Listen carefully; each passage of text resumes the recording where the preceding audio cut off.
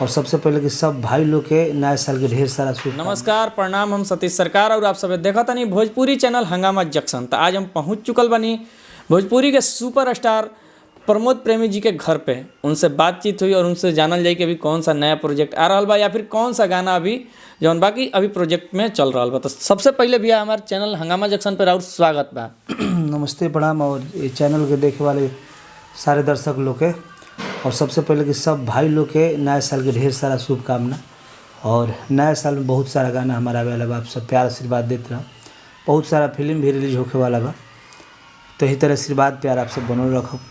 तो अभी जौन आरा कहे आवेलो ऐसा कोई करके गाना आई रहा है, तो भैया जो दर्शक बाणे उनकरा खातिर 2 लाइन सुना दें। तो गाना उना कंपनी के हो ना गावल जाला, कॉपीराइट और चैनल पर लग तो वो गाना तो खाली गाना वो आइल बा अभी एगो काहे आरा जालू जो काफ़ी पॉपुलर भइल बा। तो आप सब वो गाना गाउर ज़्यादा से ज़्यादा प्यार आशीर्वाद दी। और कल एगो गाना ग्लोबल म्यूजिक जंक्शन से छूट रहा बा हमार, बहुत ही बड़ा साइड सॉन्ग है।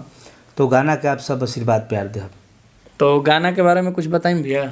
गाना के विषय में छुट्टी सारे कंपनी से, ग्लोबल म्यूजिक जंक्शन, एसआर के म्यूजिक से, वेब कंपनी और हमार चैनल प्रमोद प्रेमी ऑफिशियल से और एंगल म्यूजिक, सारे कंपनी से गाना छुट्टी। आप सब वही गाना के प्यार आशीर्वाद देते रहो। तो अभी कौन मूवी आवे वाला बा जिससे कि अभी गुप्त रिलीज होके वाला बा फिल्म हमारे जनवरी में हो सकता रिलीज हुई हमारे। ओकर बैक टू बैक लगातार फिल्म रिलीज हुई।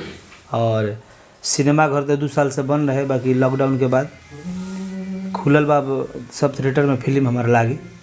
कल ही ख़त्म एगो फिल्म करके नहीं हम कलेक्टर साहब जो बस्ती में शूट करते रही, आज जाई नहीं हाँ। और बहुत जल्द आप सबके आशीर्वाद से और बड़ा बड़ा फिल्म भी है और गाना भी आप सब प्यार आशीर्वाद देते रहो। महादेव हर हर महादेव। तो गुप्त फिल्म जौन भी आवता ओकरा बारे में खाली 2 मिनट कुछ बता दें कि का रोल बा। बड़ा एक्शन मूवी और में सारा चीज़ में पारिवारिक फिल्म बा और सब लोग बैठ के एक साथ देख सकेला और एक्शन से भरपूर फिल्म है।